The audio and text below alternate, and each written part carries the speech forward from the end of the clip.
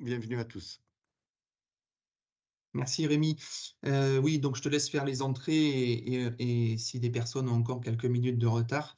Donc sensibilisation à la santé visuelle et au handicap invisible, la dyslexie en entreprise. Alors, nous allons vous faire une présentation. Vous avez le sommaire.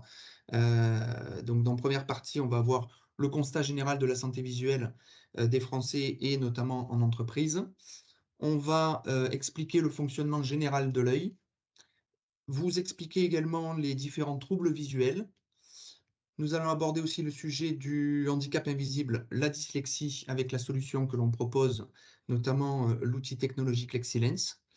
Et ensuite, on aura la partie, c'est ce qu'expliquait Rémi tout à l'heure, sur les questions et un moment d'échange, questions-réponses. Le constat. Alors, l'état des lieux des atteintes de la vision chez l'adulte en France. Les troubles de la vision concernent 3 personnes sur 4 âgées de plus de 20 ans et 97% des plus de 60 ans. Si ces affections sont fréquentes, elles peuvent souvent être corrigées et 7 personnes sur 10 de 20 ans ou plus portent des lunettes ou des lentilles de contact. Donc on a quand même un certain panel de personnes qui sont équipées sur le panel des adultes français. Donc en entreprise, lorsque le trouble visuel est mal ou pas corrigé, cela peut constituer une limitation fonctionnelle. Ce qui est important, c'est les 3 chiffres qui arrivent. 39% des salariés de 50 ans et plus déclarent avoir des difficultés pour voir, même avec des lunettes. Donc ça veut dire qu'on a quand même un certain panel de personnes âgées de 50 ans et plus qui sont équipées de correction visuelle et qui ont quand même des difficultés à voir correctement. Je rappelle qu'il est important de faire un bilan visuel régulier chez son ophtalmologiste. En moyenne, en France, le renouvellement est d'environ 24 mois. Donc tous les 24 mois, c'est bien de faire une mise à jour de sa correction. 77% des actifs utilisent leur voiture pour se rendre au travail. Et dans ce panel-là, vous avez aussi les actifs salariés qui sont sur la route et qui ont, eux, une activité itinérante. 88% des salariés qui travaillent plus de 3 heures sur écran souffrent de fatigue visuelle. Ça aussi, c'est un chiffre qui est très important. Ça veut dire que lorsqu'on est en activité sédentaire, on a quand même si l'on est équipé, une fatigue visuelle après plus de 3 heures sur écran. Donc sur une journée complète, nous avons une grande majorité des salariés en entreprise qui ont une plainte et une fatigue due à ce temps d'écran. Le fonctionnement de l'œil. Alors, on vous a fait un schéma sur l'œil et une explication de comment fonctionne l'œil. En fait, l'œil est une sphère fermée et on le considère un petit peu comme un appareil photo. Donc, vous avez en amont la cornée et le cristallin qui sont l'ensemble de l'objectif de l'appareil photo. Vous avez la partie interne à l'œil et la rétine qui, elle, est la partie, ce qu'on appelle la pellicule de l'appareil photo, c'est-à-dire où va s'imprimer l'image. Donc l'œil est une succession de dioptries d'une puissance globale de 60 dioptries, donc c'est la norme que l'on considère la norme de l'œil, sa puissance. La cornée et le cristallin sont les lentilles en amont. Donc la cornée est la partie bombée de l'œil, la cornée est la partie transparente. Et ensuite, vous avez le cristallin qui est une lentille qui se situe juste derrière la partie colorée qui est l'iris, qui est la partie aussi qui fait l'ensemble de l'objectif et qui va faire l'iris et la pupille vont servir à faire rentrer la lumière en se dilatant ou en se contractant en fonction de la quantité de lumière qui rentre dans l'œil. Donc ensuite, cette lumière qui rentre dans l'œil est réorientée vers la rétine.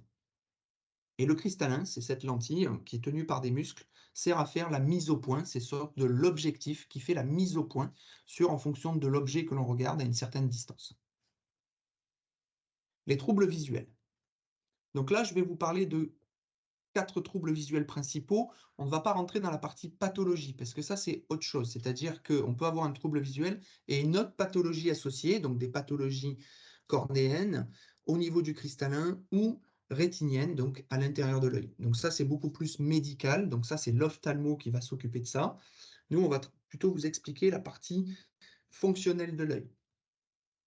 Donc un œil myope, c'est un œil qui serait considéré comme trop long par rapport à l'œil normé que l'on vous a expliqué ici. Donc l'œil normé, c'est-à-dire qu'il y a une certaine distance entre la cornée et la croix où se forme l'image sur la rétine. Et donc, de cette norme, on considère que l'œil myope est un œil trop long. Donc son image va se former en amont de la rétine. Pour compenser et déplacer cette image, on va mettre un verre optique concave, ce qui va permettre ensuite de dévier les rayons lumineux avant la cornée et le cristallin pour que l'ensemble puisse repousser l'image sur la rétine. Ensuite, vous avez l'œil hypermétrope. On considère que cet œil est trop court par rapport à l'œil normé et donc l'image va se former derrière la rétine. À ce moment-là, on va compenser et repositionner l'image sur la rétine par un verre convexe. C'est un verre épais au centre et fin sur les bords. C'est ce qu'on appelle aussi un verre loupe. Hein. On voit que les personnes hypermétropes ont des verres un petit peu plus, ça fait un peu plus l'effet loupe. L'œil astigmate. Alors l'œil astigmate, en fait, c'est un œil qui a une cornée qui n'est pas ronde, elle est plus ovale. Et donc cette ovalité, qui ressemble un peu à un ballon de rugby, crée une Les oiseaux, distorsion c'est de les la chambres ou lumière. encore poisson cambré? Euh, Oui, j'entends quelqu'un parler. oui, Oui. Oui, Ah. Pensez à bien éteindre vos micros, s'il vous plaît, mesdames et messieurs. On passera à la partie questions à la fin de la présentation. Vous pouvez poser vos questions dans la zone de chat, s'il vous plaît. Merci beaucoup. donc sur l'œil astigmate, pardon. On a donc une cornée qui déforme et à ce moment-là, on a deux images qui se forment sur deux axes différents. Alors, on peut être à la fois un myope et astigmate parce que vous voyez que la myopie, c'est plutôt sur la taille de l'œil et l'astigmatisme, c'est la forme de la cornée. Donc, on peut, ce qu'on appelle des fois, on cumule œil myope astigmate ou hypermétrope astigmate. Et la presbytie, en fait, la presbytie, c'est qu'à partir d'un certain âge, entre 40 et 45 ans, en fonction des personnes, on a une perte d'élasticité des muscles de l'œil et surtout des muscles qui tiennent le cristallin. Et le cristallin a tendance à se durcir. C'est une lentille transparente qui se durcit un petit peu. Et à ce moment-là, il perd en élasticité et il a beaucoup plus de difficultés à faire le zoom, donc notamment sur la partie de la vision rapprochée. Et c'est pour ça que les personnes presbytes commencent à avoir des lunettes en vision de près à partir de 45, 40, 45 ans en fonction des âges, certains un petit peu plus tard. Voilà. Et donc à ce moment-là, on est aussi dans une compensation comme l'œil hypermétrope, à savoir on met un verre convexe pour repositionner l'image sur la rétine, sur la vision rapprochée. Le handicap invisible, la dyslexie. Alors, la dyslexie, c'est un trouble cognitif qui fait partie des troubles 10. Comprenant entre autres la dysphasie, la dyspraxie, la dysorthographie ou encore la dyscalculie. La dyslexie n'a rien à voir avec une déficience intellectuelle ou des troubles psychiques. Une personne dyslexique va avoir des difficultés de compréhension à la lecture, se caractérisant soit par une confusion des mots, soit par une lenteur de celle-ci, ce qui entraîne une grande fatigabilité. À l'heure actuelle, ce handicap est invisible, est diagnostiqué assez tôt dans l'enfance, mais beaucoup d'adultes n'ont pas cette chance par le passé. On a aussi beaucoup, quand on rencontre les gens aujourd'hui en entreprise, puisqu'on se déplace en entreprise à Bay et Atoll pour sensibiliser les collaborateurs sur la santé visuelle notamment et le handicap invisible, la dyslexie, on a aussi des collaborateurs qui nous expriment certaines particularités de ce qu'ils ressentent, mais qui n'ont jamais été diagnostiquées. C'est souvent, bah, tout ce que vous me dites, en fait, ça me parle, je le ressens. Donc ça, c'est important, c'est très intéressant. La dyslexie au travail. Donc ce trouble est reconnu par la loi du 11 février 2005 pour l'égalité des droits et des chances. Donc cette loi prend désormais en compte 4 familles de handicaps, moteur, sensoriel, cognitif, psychique, et concerne également les personnes à mobilité réduite, y compris de manière temporaire. Donc c'est un grand pas depuis 2005, et ceci a permis une évolution importante puisque le handicap collectif a été reconnu, ouvrant droit à une compensation par des aides humaines, matérielles et pédagogiques. Donc parfois ce handicap se confond avec de la paresse. Le dyslexique peut être considéré comme inapte à effectuer certaines tâches parce qu'il aura du mal à comprendre ce qui est écrit. Beaucoup de dyslexiques que l'on rencontre en entreprise nous expriment un mal-être intérieur, notamment dans l'inclusion de l'entreprise, parce qu'effectivement, ils sont plus lents, ils ont beaucoup plus de difficultés à lire des mails et surtout à traiter des tâches dans un temps imparti, ce qui fait qu'ils ont un regard vis-à-vis des collègues ou même de la hiérarchie qui est assez troublant et c'est assez difficile psychologiquement pour eux. Donc des solutions existent pour faire en sorte de bien intégrer au sein de l'entreprise et se faire reconnaître travailleur handicapé permet d'avoir accès à un ensemble de mesures. C'est intéressant ce type d'information parce que notamment quand j'échange avec des responsables de ressources humaines et spécifiquement responsables handicap, m'indiquent que peu de salariés se manifestent sur ce trouble-là. Et c'est bien dommage parce qu'on peut beaucoup aujourd'hui les accompagner. Et on a par exemple la mise en place de correcteurs grammaticaux, donc sur des logiciels qui peuvent être introduits sur leur poste de travail, donc grammatico-orthographiques. Donc ce sont différents logiciels spécifiques en fonction du trouble 10. Et aujourd'hui aussi des solutions, et notamment une solution technologique qui est l'Excellence, et c'est ce qu'on va détailler également aujourd'hui. Et ces outils peuvent apporter un soutien non négligeable aux dyslexiques, il suffit d'en parler avec la personne concernée. C'est pour ça que je vous remercie d'ailleurs de votre présence, c'est très important de pouvoir solliciter les collaborateurs à s'intéresser à ce trouble et surtout à le manifester et à échanger avec les RH pour qu'on puisse voir si on peut leur apporter un soutien ou une aide complémentaire.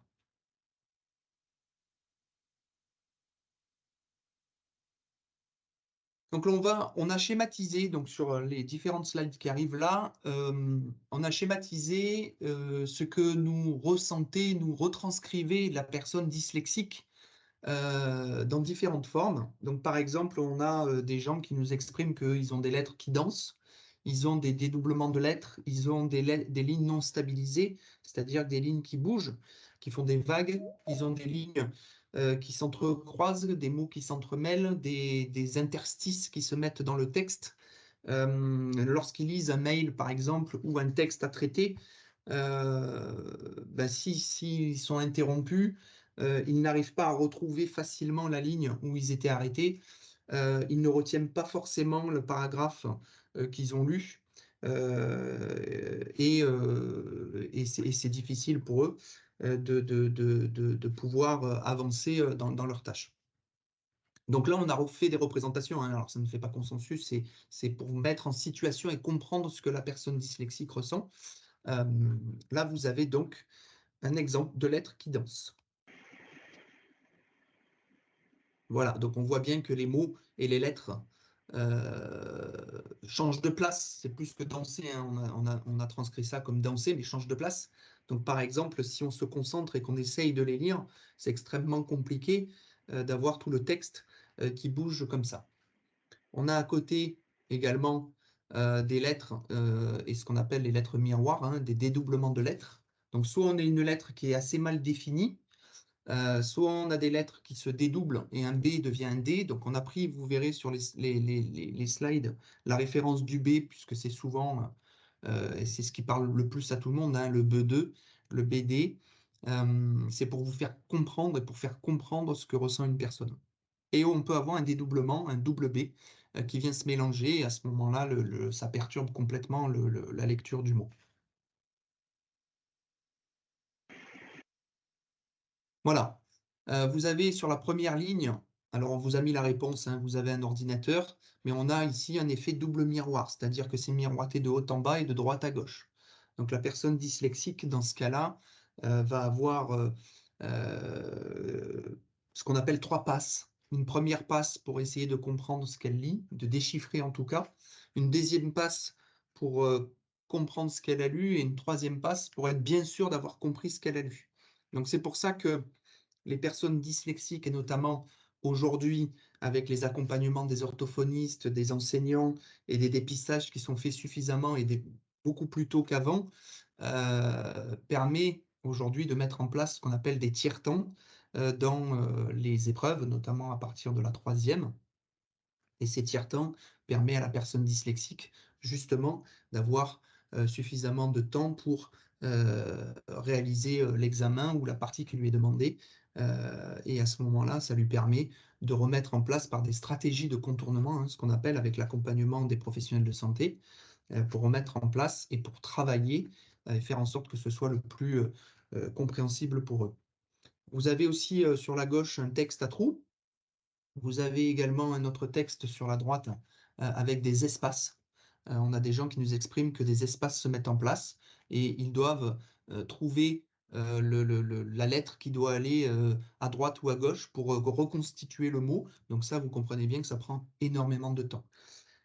Ceci, on l'a schématisé en considérant que la personne, bien entendu, ait une correction ou une qualité de vision à jour, hein. Ça prend bien, c'est pour ça qu'on vous exprime la partie en amont sur la myopie, l'hypermétropie, l'astigmatisme. Ça ne tient pas compte de la qualité de vision, parce qu'en plus, si la personne voit flou ou mal, hein, bien entendu, mal compensé, ça se cumule, hein, et on a des déformations de lettres ou des lettres qui sont floutées.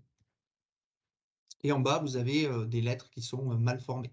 Un L devient un underscore, un O, un Q, un O, un P, un Q si c'est en minuscule. Voilà, donc on a ces inversions de lettres. Et à ce moment-là, un J devient un I, et à ce moment-là, le sens du mot n'est plus tout à fait la même chose. Donc la dyslexie, hein, ça c'est très important, notamment en plus de la loi de 2005, hein, mais la dyslexie est un handicap qui est reconnu par l'OMS. La dyslexie, pour 60% des cas, est un trouble héréditaire, donc c'est souvent familial. Il est synonyme, bien entendu, d'échec scolaire. On parle aussi de carrière professionnelle difficile. Donc, difficulté à lire, à écrire, et la lecture et la compréhension sont totalement désynchronisées. Il faut savoir quand même, c'est ça qui est intéressant, que 50% des salariés de la NASA sont des personnes dyslexiques. La NASA en a fait un atout. Et justement, c'est sûrement un des critères de recrutement pour eux, parce que les personnes dyslexiques ont mis en place des stratégies de contournement et ont la capacité et cette force, puisque la dyslexie, et c'est ce qu'on exprime, et c'est ce que nous ressentent les personnes dyslexiques, c'est que de handicap, ils en font une force dans certaines particularités professionnelles. Et cette force, la NASA l'exprime et l'exploite pour l'analyse complexe, parce que justement, leur stratégie de contournement leur permet d'analyser beaucoup de choses et de façon importante. On vous a mis quelques exemples, hein, de personnalités qui ont mis en place des stratégies de comportement et de dépassement de soi, et que l'on connaît bien, hein, Winston Churchill, Mozart, Louis Pasteur et même Steve Jobs. On sait comment aujourd'hui Steve Jobs est dans notre quotidien avec un outil, je ne sais pas s'il est indispensable, mais en tout cas, voilà, ce téléphone portable qui est tout le temps avec nous. Je vais vous diffuser une vidéo de deux chercheurs rennais qui en fait sont à l'origine de l'outil que l'on met à disposition des personnes dyslexiques, qui s'appelle Lexilens, qui aide certaines personnes dyslexiques par une particularité anatomique qui va vous être expliquée aujourd'hui dans cette vidéo, et je la détaillerai un peu juste après. Vous avez en haut la publication Royal Society de cette recherche. Donc on pourra vous, si vous le souhaitez, transmettre cette publication pour que vous puissiez prendre connaissance de tout le détail de la recherche scientifique qui date donc de 2017. Albert Le Floch et Guy Ropard croient que les problèmes de vision des dyslexiques viennent du fait qu'ils n'auraient pas d'œil dominant. Les deux chercheurs ont voulu savoir ce qui causait cette absence de vision dominante. Ils sont allés voir ce qui se passait dans les yeux des participants. Ils s'intéressent à un endroit bien précis de la fovea, celle qu'on appelle la tache de Maxwell. Cette tache minuscule contient des photorécepteurs et jouerait un rôle clé dans l'acuité visuelle. Pour l'observer, ils ont créé cet appareil, le fovéascope. Les participants qui regardent à l'intérieur voient alors des filtres verts et bleus. Après quelques secondes d'observation, une tache sombre apparaît. C'est la tache de Maxwell. Les participants sont invités à dessiner son contour. La plupart vont dessiner des taches asymétriques, rondes dans un œil et difformes dans l'autre. Les chercheurs sont convaincus que cette asymétrie est importante. Elle permettrait d'identifier l'œil dominant. Sans compter qu'on a également trouvé que l'œil dominant, comme par hasard, correspond à, lorsque la tache de Maxwell est bien ronde, bien délimitée, c'est celui-là, l'œil dominant, tout le temps. La dominance d'un œil semble être liée à la topographie des cônes au fond de chacune de nos fovéas. Lorsque 27 des 30 participants dyslexiques dessinent leur tâche de Maxwell, surprise, ils dessinent 2 ronds parfaitement circulaires. Il n'y a pas d'asymétrie d'un œil à l'autre. Donc là c'est pareil, c'est la même géométrie que l'œil droit. Ouais, Je vois aussi une circulaire. ouais. C'est leur principale découverte. Les tâches de Maxwell seraient symétriques chez les personnes dyslexiques. Les chercheurs concluent que les dyslexiques n'ont pas un, mais 2 yeux dominants. Voilà. Donc, cette recherche, vous avez un des schémas, là je vous partage un des schémas de la publication. Ils ont travaillé sur le fovéascope, c'est un système qui est connu sur un balayage de filtre avec une lumière qui vous est envoyée dans l'œil. Donc en fait, c'est ce qu'on appelle en optique la persistance rétinienne. La persistance rétinienne, peut-être que vous l'avez déjà testé dans des jeux d'illusion optique, où on regarde par exemple un visage sous une certaine lumière, et ensuite en regardant, au bout d'un certain temps, en regardant un mur blanc et en clignant des yeux, on a l'impression que le visage apparaît sur le mur. Donc ça, c'est ce qu'on appelle la persistance rétinienne, c'est-à-dire que l'on va imprimer comme un tampon au fond de l'œil l'image. Et là, par ces balayages de filtres avec une certaine lumière, on fait réapparaître notre tâche de Maxwell. Donc ce qui est important, c'est cette découverte est mise en avant. Cette découverte a été primée par l'Académie nationale de médecine française en 2020. C'est le prix Raymond Dietrich. Et ça met en évidence que certaines personnes dyslexiques ont les tâches de Maxwell symétriques. Et cette symétrie, c'est la base et qui est extrêmement intéressante chez certaines personnes dyslexiques, c'est parce que vous avez la représentation, alors on a repris la représentation du B et du D pour vous faire comprendre. Sur la partie gauche, sur le schéma de gauche, l'asymétrie des tâches de Maxwell nous met en évidence que l'œil dominant est l'œil qui a la tâche de Maxwell la plus ronde, donc la concentration de capteurs sur la rétine la plus importante. Et donc l'œil dominant, c'est celui qui va imposer au couple oculaire sa sensorialité. C'est-à-dire qu'il va envoyer son image, son œil, son image va servir de référence au cerveau. Encore une fois, je précise qu'on ne tient pas compte de la qualité optique, d'accord, visuelle. On considère que la qualité de vision est à jour. C'est-à-dire qu'on a toujours un œil pas qui marche mieux, mais qui a une acuité meilleure que l'autre. D'accord? Donc, l'œil dominant, c'est celui qui a l'œil avec la tâche de Maxwell la plus ronde. L'œil dominé, c'est l'œil qui a la forme de la tâche de Maxwell plus difforme, plus ovale. Et donc, son image est miroitée, mais de qualité inférieure, puisqu'il y a moins de capteurs sur la même zone, sur la zone. Et donc, le cerveau va prendre ces deux images, va les fusionner, c'est ce qu'on appelle la fusion des images au niveau du chiasma optique, je vous montrerai un schéma après tout à l'heure à quel niveau, et ensuite au niveau du cortex, donc dans la partie arrière de la tête, ces images-là vont être retranscrites par les neurones au cerveau pour qu'il en fasse une image, et donc la lettre. Pour les personnes dyslexiques, le principe est le même, c'est-à-dire qu'on a toujours un des deux yeux qui va envoyer l'image en premier, mais on ne sait pas laquelle. On ne sait pas si c'est l'œil droit ou l'œil gauche. Et à ce moment-là, on a l'image de l'œil dominé, de l'autre œil, qui est de qualité identique. Et à ce moment-là, on a toujours un delta de 10 millisecondes qui est envoyé au cerveau. Et quand il y a la fusion des images, il y a une confrontation de dominance. Et le cerveau ne sait plus trop si c'est un B ou un D qui va prévaloir sur l'autre œil. Et à cette fusion, on aura cette image, ce qu'on appelle l'image parasite. Vous avez la représentation sur le bas, et le B peut devenir le D, ou le D devient le B. Donc l'outil LexiLens, c'est une lunette électronique qui vient aider certaines personnes dyslexiques qui ont cette particularité anatomique. Et à ce moment-là, LexiLens va, par un effet de scintillement, on va travailler sur l'envoi de l'image. On va essayer de chercher l'image qui va partir en second au cerveau pour lui apposer un masque. C'est-à-dire qu'on va lui apposer une tâche qui va masquer l'image parasite. Et à ce moment-là, le cerveau, au niveau de la fusion, donc vous l'avez au niveau, voilà, ici, chiasma optique, donc c'est la boule blanche qui est après les yeux au milieu du cerveau, chiasma optique, fusion des images.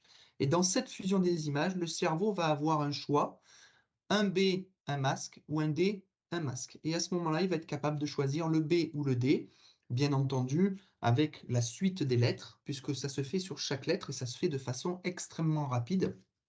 Et d'ailleurs, le scintillement n'est pas perceptible à l'œil nu.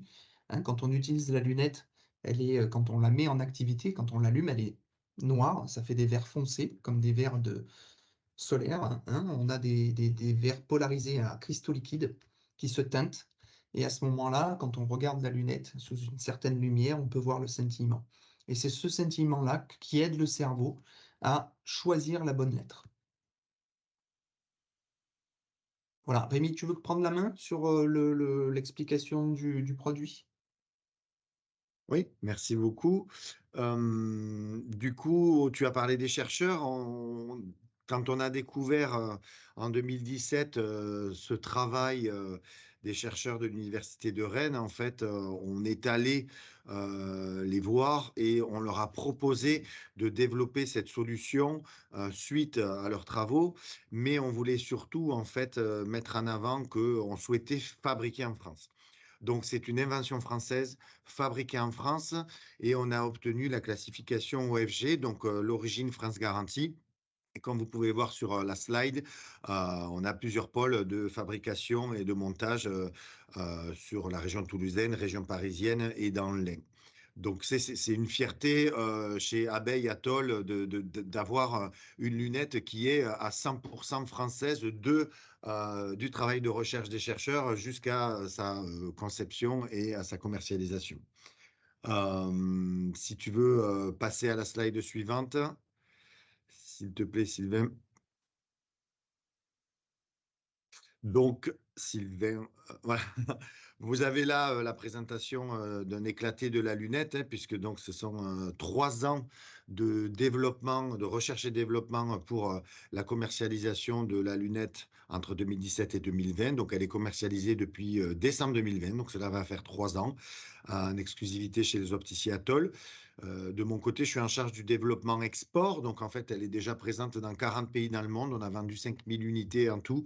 Donc, elle a fait ses preuves. Vous découvrirez sur nos sites internet les témoignages du monde entier de personnes qui parlent d'un changement de vie. 92% de nos utilisateurs, selon l'étude Ipsos, ne nous disent pas qu'ils arrivent à lire maintenant. Ils nous disent tout simplement que ça a changé leur vie. Donc, on est sur une dimension beaucoup plus importante. Et donc, comme vous pouvez voir sur la slide, la lunette voilà, la lunette fonctionne sur batterie. Vous la rechargez comme un smartphone. Et on a du coup eu les honneurs d'être présenté début juillet à l'Élysée lors de la grande exposition du fabriqué en France.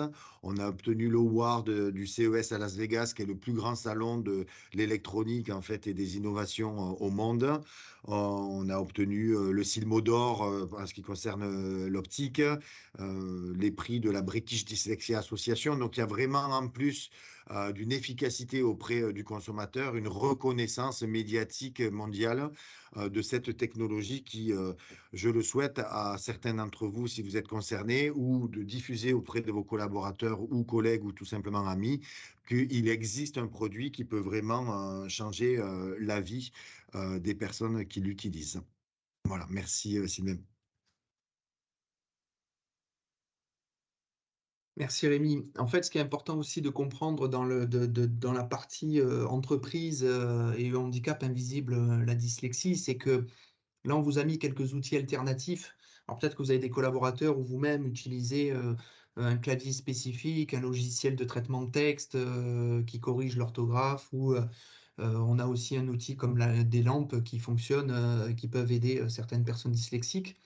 On a aussi des outils électroniques comme les outils scanners ou des systèmes grossissants, puisqu'on peut être aussi confronté à ce qu'on appelle la cécité visuelle, hein, puisque c'est aussi un handicap invisible qui est dans la basse vision. Donc on accompagne aussi les personnes et les salariés dans la partie vision, mais aussi la basse vision, hein, c'est-à-dire proche de la cécité visuelle. Ça, c'est très important de le savoir. Alors, ça peut être aussi plutôt dans un axe pathologique, mais c'est important aussi d'avoir et d'être au courant que des collaborateurs peuvent souffrir de ces problématiques.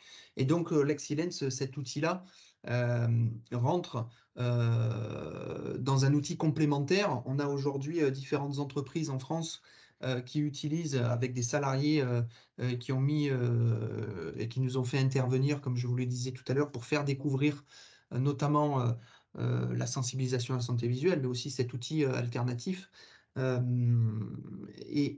Certains salariés sont équipés de cet outil, alors soit à titre personnel, mais surtout dans la reconnaissance, et c'est pour ça que j'expliquais en préambule de bien échanger avec les collaborateurs, parce que on a des entreprises qui ont accompagné leurs salariés avec Cap Emploi et l'AGFIP pour des financements de l'outil et accompagner le salarié à s'équiper de cet outil-là si ça leur est utile. Comme Et l'a je me dit tout à permets l'heure. de- Oui, vas-y, Rémi. excuse-moi Sylvain, je me permets de préciser, j'ai oublié qu'on est sur une technologie qui est quand même beaucoup plus mobile parce qu'on peut l'utiliser sur un écran d'ordinateur ou sur du papier également, et que c'est une technologie pour l'instant unique au monde. En fait, c'est vraiment une découverte française, j'insiste là-dessus, et qui n'a pas d'équivalent en fait pour le moment, et qui permet aussi et on est au début en fait encore de cette révolution technologique, puisqu'on peut imaginer dans le futur développer de nouveaux outils, que ce soit des écrans, des tablettes, etc. Donc, on est vraiment dans une évolution permanente en recherche et développement pour améliorer la technologie et découvrir de nouveaux supports à l'avenir, et notamment pour la performance en entreprise. Excuse-moi, j'avais oublié de préciser ça. Merci, Sylvain.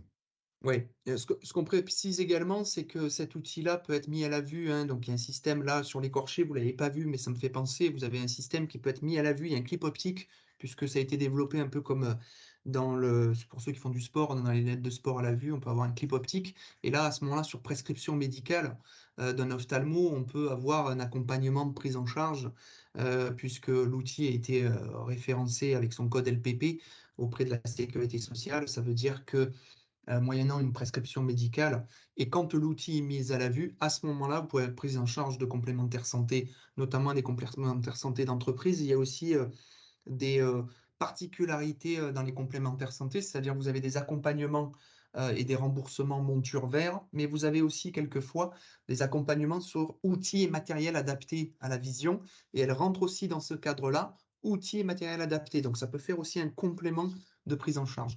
Donc aujourd'hui, elle n'est pas référencée sur tout, mais ce qui est important en entreprise, c'est de pouvoir délivrer le message et, et complémentaire de dire, ben voilà, on a des nouveaux outils, vous êtes dyslexique, peut-être vous êtes éligible à cet outil-là, ça peut être intéressant, si en plus tu portes des lunettes, de voir comment on pourrait accompagner la personne à l'essai et à la découverte de cet outil-là. Là, vous avez un retour d'expérience, comme l'a dit Rémi tout à l'heure, hein, plus de 5000 porteurs aujourd'hui de notre outil Lexilens. 90% des porteurs expriment un changement de vie, hein, forcément un changement de vie professionnel, puisque on est beaucoup mieux, on est beaucoup plus performant, on est mieux dans ses baskets, hein, j'ai envie de dire, et mieux dans ses yeux, mieux dans sa tête. Voilà. Et puis, c'est tout à fait complémentaire. Alors, si c'est pour les plus jeunes, je fais un parallèle avec les plus jeunes, hein. Parallèle, c'est complémentaire avec la rééducation et la prise en charge d'un professionnel de santé.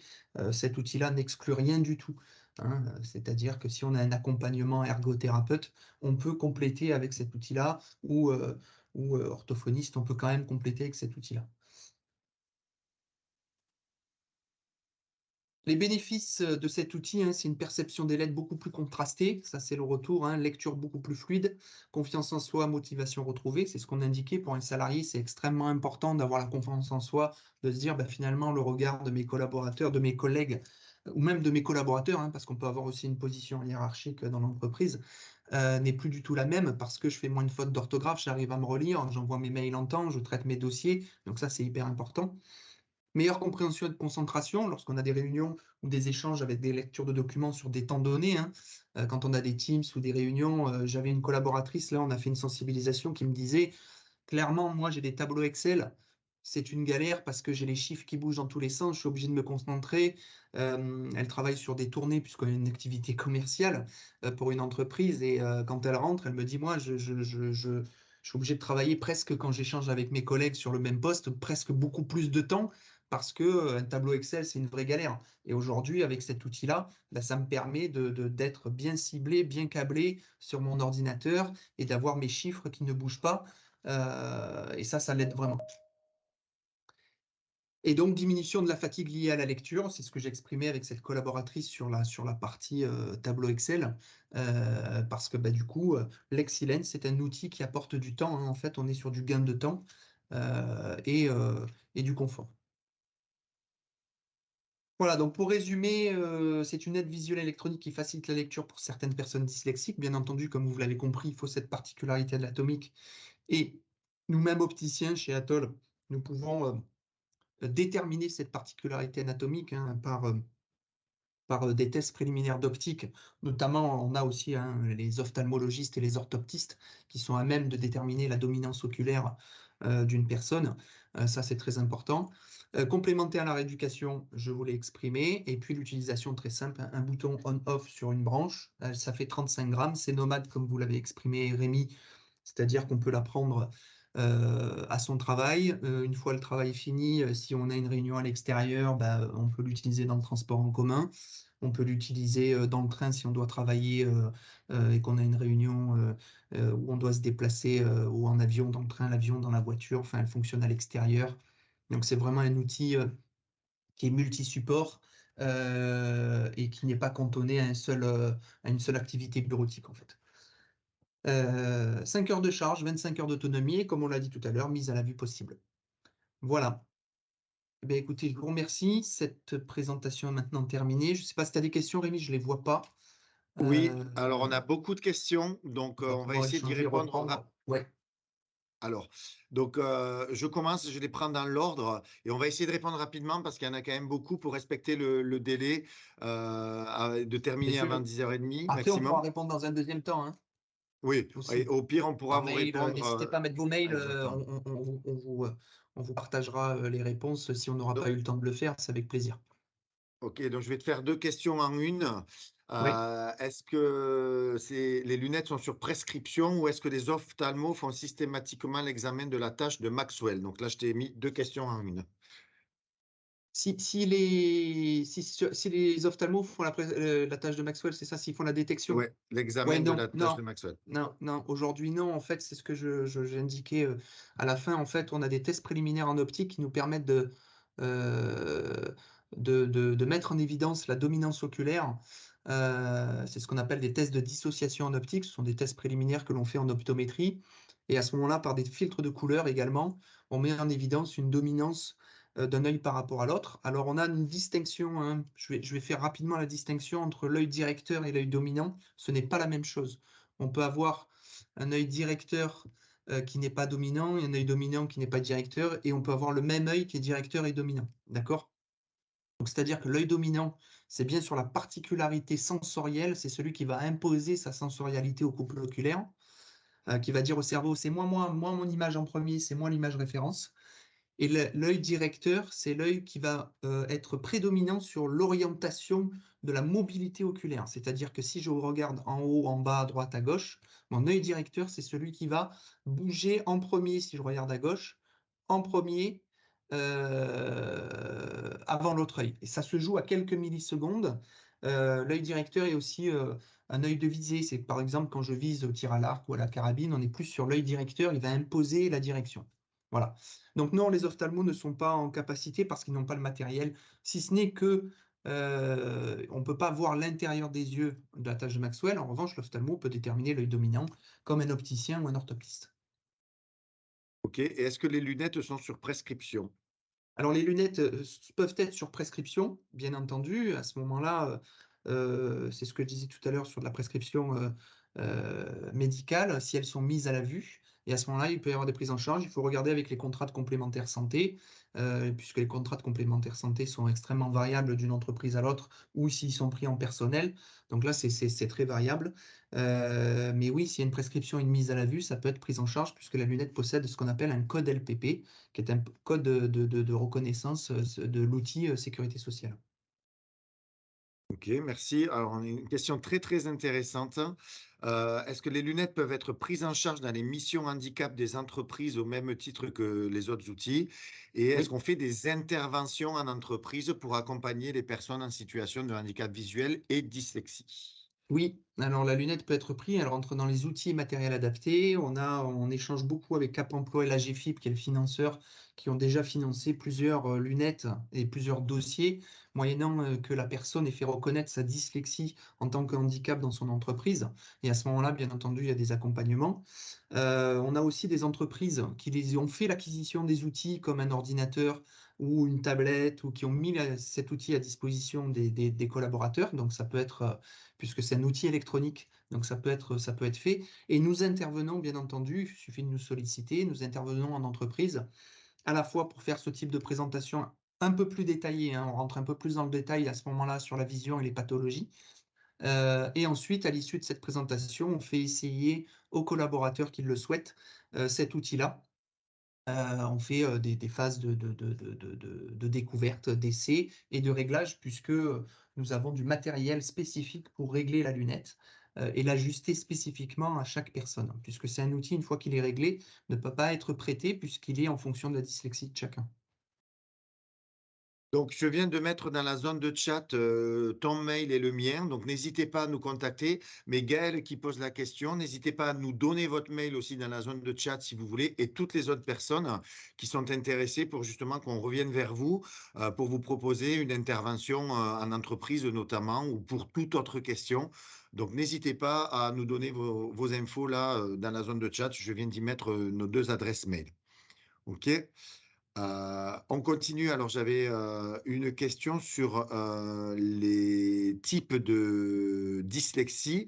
Donc, est-ce que cela aide aussi en cas de dyscalculie, puisque tu as Bien évoqué sûr. les tableaux Excel Tout à fait, tout à fait. et les On a une troubles de personne. l'attention et les troubles de l'attention sans hyperactivité et la dyspraxie. Dyspraxie moins parce que c'est plus sur la partie orientation. On est vraiment sur un outil dyslexie, dysorthographie, dysphasie, dyscalculie.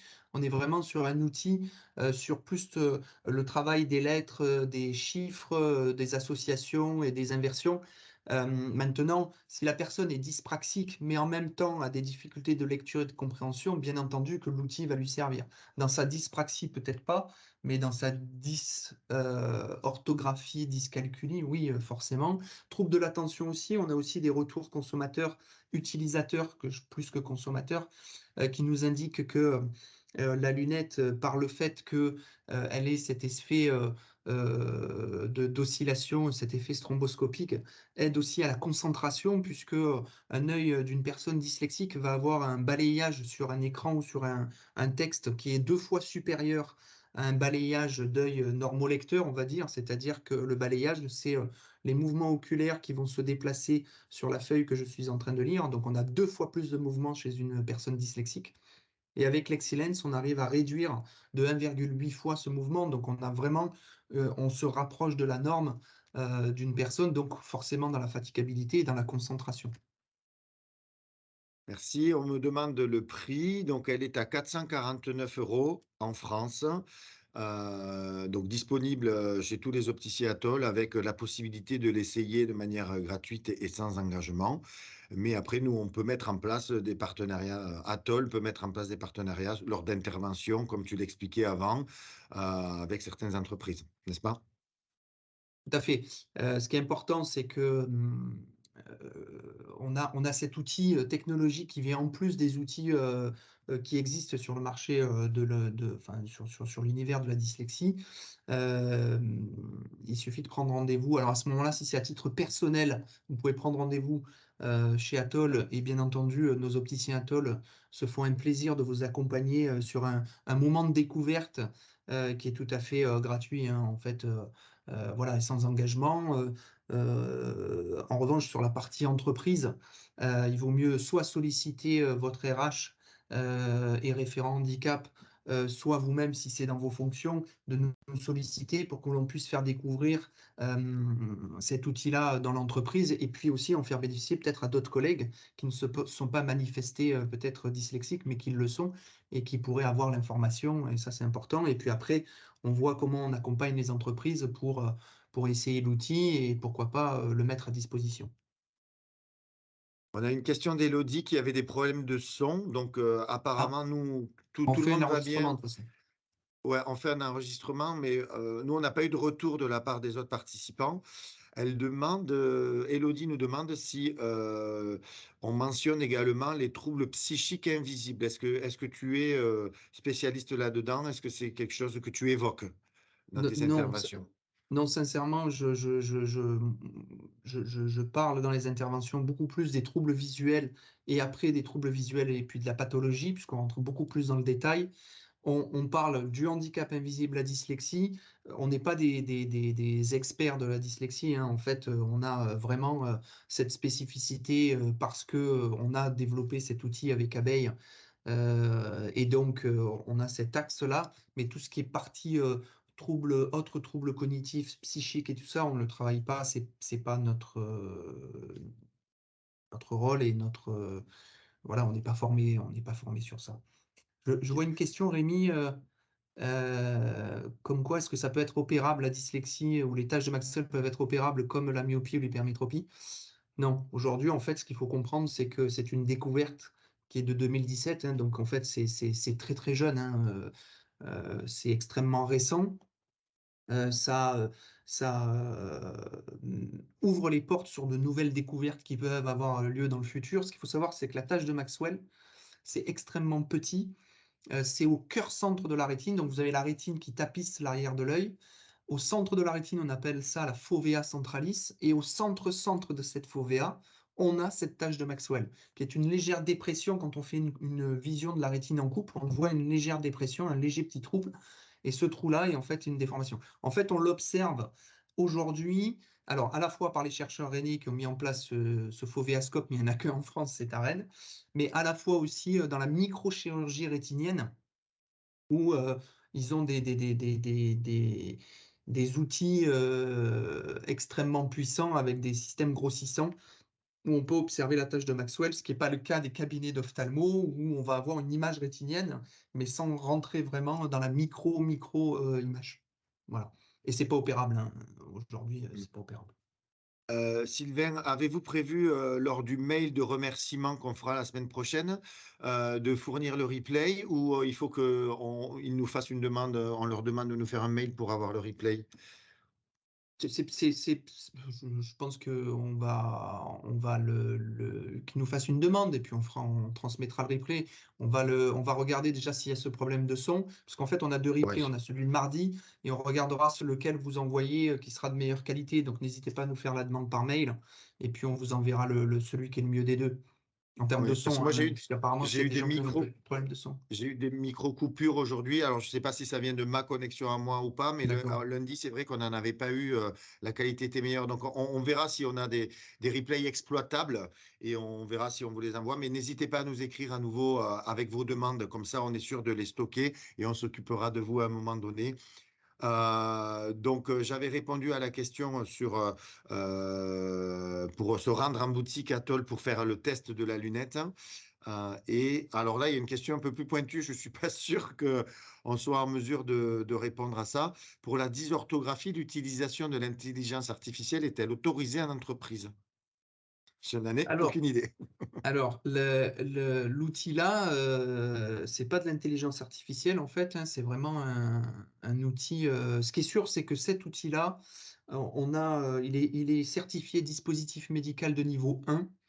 donc non sans danger pour l'utilisateur, et on a une attestation qui permet à ces utilisateurs-là, en cas d'examen, notamment à partir de la troisième, première, terminale et puis études supérieures, ou même des salariés qui font de la reconversion professionnelle et de l'accompagnement qui se remettent dans les études. L'outil est tout à fait autorisé dans ces temps-là. On a un justificatif. Donc en entreprise, je pense que l'outil peut être utilisé. C'est pas un outil électronique qui va avoir une réflexion particulière sur la dyslexie. En fait, c'est un outil qui vient hacher la lumière et qui, par ce tranchage, cette séquence de tranchage va aider le cerveau à déterminer la bonne lettre. Et en fait, on met le cerveau, en étant le plus clair possible, j'espère, dans une situation monoculaire.